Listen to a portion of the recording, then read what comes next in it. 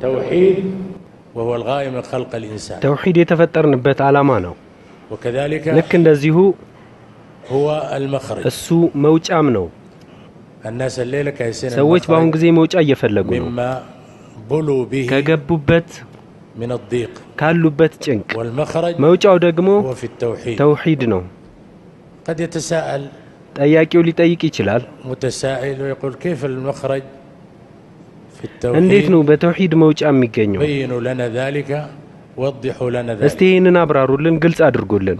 هذا الحديث ليس حديثا ይሄ ንግግር سياسيا የፖለቲካ ንግግር بل هو አይደለም። حديث ይህ ንግግር بمقتضى دلالة القرآن. ቁርአን ያመላከተበት የሆነ ንግግር ነው። الله عز وجل አላህ Subhanahu Wa Ta'ala እንደዚህ ولو ይላል፣ أن أهل القرى የመንደሪቷ ሰዎች ባመኑ ኖሮ አላህንም በፈሩ ኖሮ لفتحنا እንከፍትላቸው ነበር لفتحنا ነበር በረከትን من السماء والأرض ከሰማይም ከምድርም።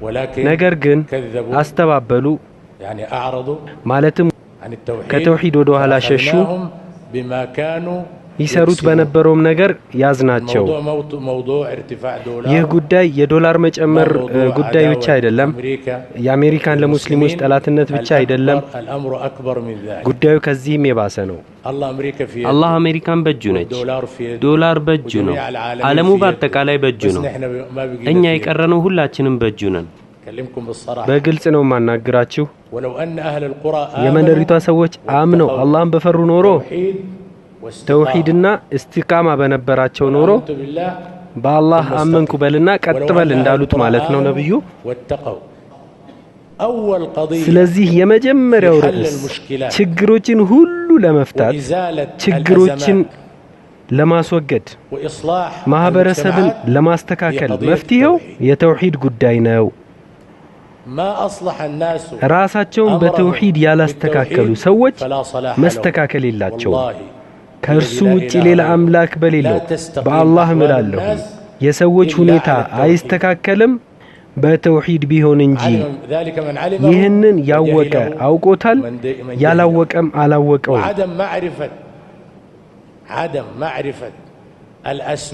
በአሁኑ ሰዓት በማህበረሰባችን ላይ የተንሰራፋውን የድህነትና የችግሮችን ሰበብ አለማወቅ ሙስሊሞችን አድርጓቸዋል። አላህ Subhanahu Wa Ta'ala ለዚህ ችግር መፍትሄ መንገዱን እንዳያውቁ አድርጓቸዋል። አንድ ሰው በሽታውን ካላወቀ ሊታከም አይችልም። እኛ በአሁን ሰዓት ዋጋ ኑሯል፣ ኑሮ ተወዷል፣ ጭቅጭቅ በዝቷል፣ ልዩነቶች በዝተዋል፣ ችግር ፊትና አንዱ ሙስሊም ሌላኛውን ይገለዋል። ይህ የበሽታ ምልክት ነው። እንድታውቁ ነው የምነግራችሁ ወንድሞቼ፣ ይሄ ምክሬ ነው ወንድሞቼ። ይህ የበሽታ ምልክት ነው። አንድ ሰው ትኩሳት አለብኝ ይላል። ትኩሳት የሚባል በሽታ የለም። ይህ የበሽታ ምልክት ነው እንጂ የበሽታ ምልክት ነው እንጂ ይመረመርና ታይፎይድ ይባላል በቃ። ስለዚህ ታይፎይድ የሚባል በሽታ በውስጡ አለ ማለት ነው። ስለዚህ ይህንን በሽታ ስናክመው ምልክቱ ይጠፋል። አይደል እንዴ ሼክ ኢብራሂም? በሽታው ሲወገድ ምልክቱም ይወገዳል። እኛ በአሁኑ ሰዓት እያወራን ያለነው ስለ በሽታው ምልክት ነው። በሽታው ሽርክ ነው፣ መፍትሄያዊ እይታችን ነው። ሁሉም ሰው የራሱን መፍትሄ ይላል። እኛ ለችግሮች መፍትሄ የምንለው ከቁርአን አንፃር ነው።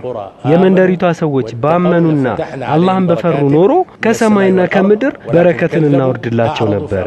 ነገር ግን አስተባበሉ፣ ስለዚህ ይሰሩት በነበረውም ነገር ያዝናቸው ይላል። ይህ አንደኛው ነው። በሌላ የቁርአን አንቀጽ ደግሞ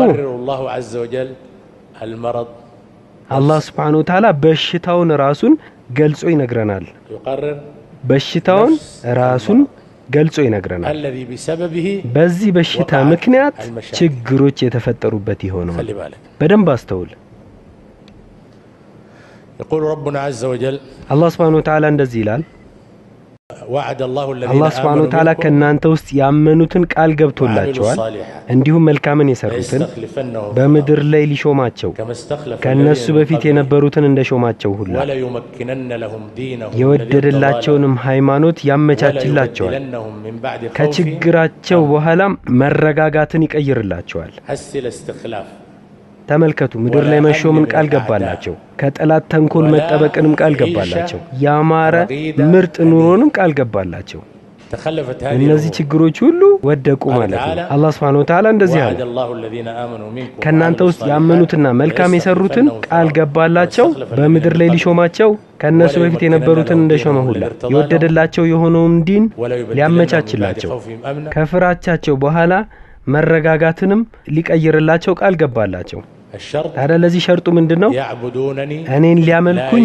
በእኔ ላይ ማንንም ላያጋሩ አለ በዘመናችን ሽርክ በሙስሊሞች ላይ ተንሰራፍቶ ነው መቃብሮች ከአላህ Subhanahu Wa Ta'ala ውጪ ይመለካሉ በቀብሩ ውስጥ ያለው ሰው ይለመናል እነዚህ ሰዎች እርዱን እየተባሉ ነው ስለት እየተገባላቸው ነው እነዚህ ሰዎች ይጠቅማሉ ይጎዳሉ ተብሎ እየታመነባቸው ነው እንለምናቸዋለን እንጠራቸዋለን በሁሉ ሀጃችን እንጠራቸዋለን ይህ ሽርክ እንደዚህ ተንሰራፍቶ ዋጋ እንዲቀንስልንና ኑሮ እንዲመቻችልን እንጠብቃለን ሼኹ በኹጥባ ላይ አንዲትን ግጥም አውርቶላችኋል ግን ቦታው የማብራራት ስላልሆነ እኔ አሁን በግልጽ ነግራችኋለሁ የእጽዋትን ብዛት ስንት እንደሆኑ አውቃለሁ የአሸዋዎች ብዛት ስንት እንደሆነ አውቃለሁ የማዕበሉ ብዛት ምን ያህል እንደሆነ አውቃለሁ የአላህ Subhanahu Wa Ta'ala ዕውቀት አውቃለሁ ቃላቶቹንም አካባቢ ያለሁኝ ትእዛዜ እንደ አላህ ትእዛዝ ነው ሁን ካልኩኝ ይሆናል ይህ ግጥም ተጽፎ ይገኛል ታትሟልም እንዲህም ያላለ ሱብሃኒ ጥራት ይገባኝ ጉዳዬ ምንኛ ላቀ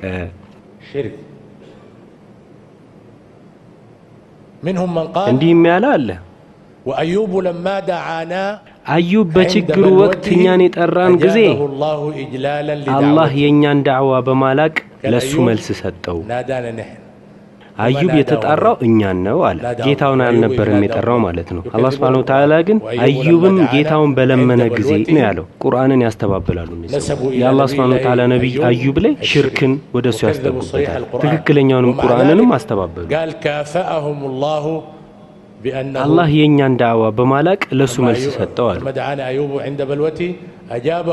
ለኛ ብሎ ከበሽታው አዳነው ማለታቸው ነው ከበሽታው የዳነው እኛን ከአላህ Subhanahu Wa Ta'ala ውጪ ስላሻረከን ነው ማለታቸው ነው ይህ ለኡማው ግልጽ ሊሆን ይገባል ይህ ለኡማው ግልጽ ሊደረግ የሚገባው ዋናው ነገር ነው ይህንን መደበቅ አይበቃም እነዚያ እኛ ያወረድነው ማብራራና መመሪያ የሚደብቁ ሰዎች በመጽሐፉ ለሰዎች ግልጽ ካደረግነው በኋላ እነዚያ አላህ ይረግማቸዋል ተራጋሚዎችም ይረግማቸዋል እነዚያ ወደ ጌታቸው የተመለሱና ያስተካከሉ እንደዚሁም ግልጽ ያደረጉት ሲቀሩ ለነሱ ምርላቸዋለሁኝ እኔ ማሪና አዛኝ ጌታ ነኝ ኡማው በአሁን ሰዓት ሷሊሖችን በመለመን ላይ ነው ያሉት እርዱን እያሉ ነው የሚገኙት ለነሱ ስለት እየገቡ ነው የሚገኙት አላህ Subhanahu Wa Ta'ala መخلوቃቶችን መለመን እንደማይበቃ ግልጽ አድርጓል እነዚያ ከአላህ Subhanahu Wa Ta'ala ውጪ የምትለምኗቸው አካላቶች ልክ እንደናንተው ባሮች ናቸው ለምኗቸው እስቲ መልስ ይስጧችሁ አለ ሞክር ምክንያቱም መልስ የሚሰጠው አላህ Subhanahu Wa Ta'ala አላህ Subhanahu Wa Ta'ala ምን አለ እነዚያ ከአላህ Subhanahu Wa Ta'ala ውጪ የምትለምኗቸው አካላቶችን አያችሁን አሳዩኝ እስቲ ከምድር ምንም ፈጠሩ አላህ Subhanahu Wa Ta'ala አሳዩኝ እያለ ነው አሳዩኝ ከምድር ምን ፈጠሩ ዛፍን ፈጠሩ በምድር ላይ ድንጋይ ፈጥረዋልን ተራራዎችን ፈጥረዋል ሰውን ጋኔንን ፈጥረዋል እነዚህ አካላቶች አልፈጠሩም ጌታዬ ሆይ ጥራት ይገባክ ምድር ላይ ያሉትን ሁሉ አንተ ነህ የፈጠርካቸው ጌታዬ አሁን ወደ ላይ እንውጣ በምድር የፈጠሩትን አሳዩኝ ምንም አልፈጠሩም ወይንስ በሰማያት አጋርነት አላቸው ከዋክብትን ፈጥረዋል ደመናን ፈጥረዋል ጨረቃን ፈጥረዋል ከውከብ ፈጥረዋል ጌታዬ ሆይ አልፈጠሩም ሁሉንም አንተ ነህ የፈጠርካቸው እስቲ አምጡልኝ አለ ከዚህ በፊት ከነበረ ኪታብ እስቲ አምጡልኝ ከቁርአን በፊት ሳሊሖችን ልትለምኑ የፈቀደበት ይሁን። እስቲ ከዚህ በፊት ከነበረ መጽሐፍ አምጡልኝ ወይንም ከእውቀት የሆነ ቅርስን አምጡልኝ እውነተኞች ከሆናችሁ። ማን ነው እስቲ የጠመመው? በምድር ላይ ጠማማው የሚባለውን ፍጥር ማወቅ ትፈልጋለህ? ሰካራሞች ከሱ በታች ናቸው። ሪባ የሚበሉ ሰዎች ከሱ በታች ናቸው። ነፍስን የሚገል ሰው ከሱ በታች ነው። ኸምርን የሚጠጣ ሰው ከሱ በታች ነው። ማን ነው ይህ ጠማማ ሰው? ኢብኑል ቀይም ምን ይላሉ? ይህ ጥያቄያዊ ማስተባበል ማንም የለምና እስቲ አምጡ ማለትን በውስጡ አካቷል ይላሉ። አላህ Subhanahu Wa Ta'ala የለም እያለ እንደዚህም ደግሞ እስቲ አምጡ እያለ ነው። አሳዩኝ አስተሳሰቡ የዘቀጠ በጥመትና በመረዳት ከአላህ Subhanahu Wa Ta'ala ጋር ሌላ ነው ከሚጠራ ሰው ይባላል። ከአላህ Subhanahu Wa Ta'ala ውጪ ከሚጠራ ሰው የበለጠ ማን ይጠመው? እስከ ቂያማ ቀን ድረስ መልስ ሊሰጠው የማይችለውን ሰው ከሚለምን ይባሰ የፈለገው አይነት ፍጡር ቢሆን ነብይ ቢሆን ወይም ደግሞ ከመላእክት ቅርቡ መላእክት ቢሆን ሷሊህ ሰው ቢሆን መልስ ሊሰጥ አይችልም እስከ ቂያማ ቀን ድረስ። ይህም ብቻ አይደለም፣ እነዚህ አካላቶች ከሱ ጥሪ የዘነጉ ሆነው ሳለ መልስ አይሰጡም። ከጥሪው የዘነጉ ናቸው። ሰዎች የተቀሰቀሱ ቀን ደግሞ ለሱ ጠላት ይሆናሉ። ሲያመልኳቸው የነበሩንም ይክዷቸዋል። እነዛ በዳዮችን ጌታቸው ፊት በሚቆሙ ጊዜ ባያቸው ኖሮ ከፊሉ ለከፊሉ ንግግሬን የሚመልስ ሆኖ ሳለ እነዛ የተዋረዱት ለነዛ ለኮሩት እናንተ ባትኖሩ ኖሮ ሙእሚኖች እንሆን ነበረ ይላሉ። እናንተ ናችሁ ሰበቦቹ። እናንተ ባትኖሩ አማኞች እንሆን ነበር፣ ሙዋሂዶች እንሆን ነበር። ነገር ግን እናንተ አላችሁን ከአላህ Subhanahu Wa Ta'ala ፈጠን ያለ እንዲሆንላችሁ እኛን ለምኑን። አላህ ጋር ያለው እኛ ጋርም አለ ምንም ሳይኖራችሁ። እነዛ የኮሩት ለነዛ ለተዋረዱት እኛ ነን የከለከልናችሁን? ቀጥተኛው መንገድ ከመጣላችሁ በኋላ እናንተው ከሃዲዎች ነበራችሁ ይሏችኋል። ከሃዲዎች ካልነበራችሁ ለምን ጠራችሁን ታዲያ? አላህ እኔም ብቻ ጦርኛ አላላችሁም ነበረን? ባሪያዬ ስለኔ ከጠየቀ እኔ ቅርብ ነኝ አላላችሁም ነበረን? ረስታችሁት ነው? ቁርአንን አልቀራችሁም? ለእኛ መድህ ከሚያደርጉ ሰዎች ጋር ነበረን። ቁርአንን ትታችኋል። እነዛ የኮሩት ለነዛ ለተዋረዱት ቀጥተኛው መንገድ ከመጣላችሁ በኋላ እኛ ከለከልናችሁን? እናንተው ራሳችሁ ከሃዲ ነበራችሁ ይሏቸዋል። እነዛ የተዋረዱት ለነዛ ያለኮሩትን የሌት ተቀን ሴራችሁ ነበር እንጂ በአላህ እንድንክድ ስታዙን ለሱም ባላንጣ እንድናደርግ ስታዙን ቅጣቱን ባዩ ጊዜ መጸጸትን ግልጽ ያደርጋሉ። ይሰሩት የነበረውን እንጂ ሌላ ይመነዳሉን?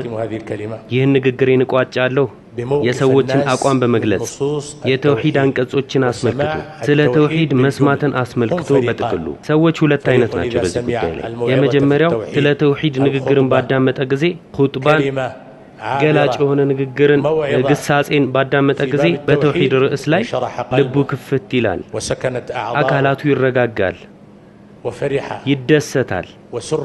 በዚህ በጣም ደስተኛ ይሆናል። ምክንያቱም ንግግሩ ስለ አላህ ነው፣ ፍጥረታቱ ስለተፈጠረለት ስለሆነው ዓላማ ነው። በዚህ ደስ ይለዋል፣ በዚህም ልቡ ክፍት ይላል፣ ልቡ በዚህ ይረጋጋል። ሌላኛው ግን ሁለተኛው አይነት ሰው ስለ ተውሂድ ባዳመጠ ጊዜ እብደቱ ይነሳበታል፣ ነፍሱ ትኮማተራለች፣ ትጨነቃለች። አላህ እንደዚህ ይላል፣ አላህ ብቻውን በተወሳ ጊዜ በአኺራ የማያምኑ ሰዎች ልብ ጭንቅ ይለዋል። አላህ ብቻውን በተወሳ ጊዜ ጭንቅ ይላታል። እነዛ በአኺራ የማያምኑ ሰዎች ልቦ ነው። ከሱ ውጭ ያሉት ሲወሱ ግን ደስ ያላቸው ይሆናሉ። አላህ Subhanahu Wa Ta'ala ፍጥረታቱን የፈጠረ እሱን ማምለክ በባሮቹ ላይ ግዴታ አድርጓል። ለዚህም ነው የፈጠራቸው። ይህ ሲባል ጭንቅ ይለዋል፣ ይህ ሲባል ጭንቅ ይለዋል። ከአላህ ውጭ ያሉት ሲወሱ ግን እከሌ በረረ፣ እከሌ ባህሩን ጠጣው፣ የከሌ ከራማ ውስጥ ጁምዓን ባዶ ራቁቱን ነበር የሚሰግደው፣ ከከራማቱ ውስጥ እንዲህ ያደርግ ነበር። በዚህ ደስ ይለዋል። አላህ ሲወሳ ግን ልቦናው ጭንቅ ይላል። አላህ Subhanahu Wa Ta'ala በሌላ ቦታም እንደዚህ ይላል፣ ከቁርአን ውስጥ ጌታህን ብቻውን ባወሳኸው ጊዜ ጀርባቸውን ሰጥተው ይሸሻሉ። ይህ እንግዲህ በእስላማዊ ዳዕዋ ላይ የሚስተዋል ነገር ነው። በተለያዩ መስጊዶች አንድ ዳዒ ቆሞ ሰዎችን ሲመክር አንዳንድ ሰዎችን ታገኛለህ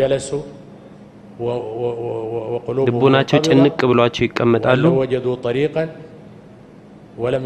ለመውጣት ጭንቅንቅ ባይሆን ኖሮ ይወጡ ነበር ሌሎቹ ደግሞ አልቻሉም ይወጣሉ ነገር ግን ይህ ዳዕዋ የቀጥተኛው መንገድ ዳዕዋ ነው የኑህ መርከብ ነው በእሱ ላይ የተሳፈረ ኸይር የተባለ ሁሉ ለሱ ሆነለት መረጋጋትም ለሱ ሆነችለት ደስተኛም ይሆናል አላህ Subhanahu Wa Ta'ala ስለተረዳ ከዚህ ወደ ኋላ የቀረ ግን አላህ በሱ ጉዳይ ፈራጅ ነው አላህ Subhanahu Wa Ta'ala እሱ ነው ነገሩ ሁሉ በእጁ ይሆናል ስለዚህም ምክሬ ለተውሂድ ተጣሪዎች ሁሉ እንደዚሁም ምክሬ ለጀሚዕ من رزقه الله علم لتشروا ሁሉ ወደ ተውሂድ መጣራት ላይ እንዲያተኩር ወደ እርሱ በማመላከትም እንዲያተኩር ይህ ነው ትልቁ ደረጃ ይህ ነው የተላቀ ደረጃ ወደ ተውሂድ ዳዒ መሆንክ እነዚያ የአላህን መልእክት የሚያደርሱ ሰዎች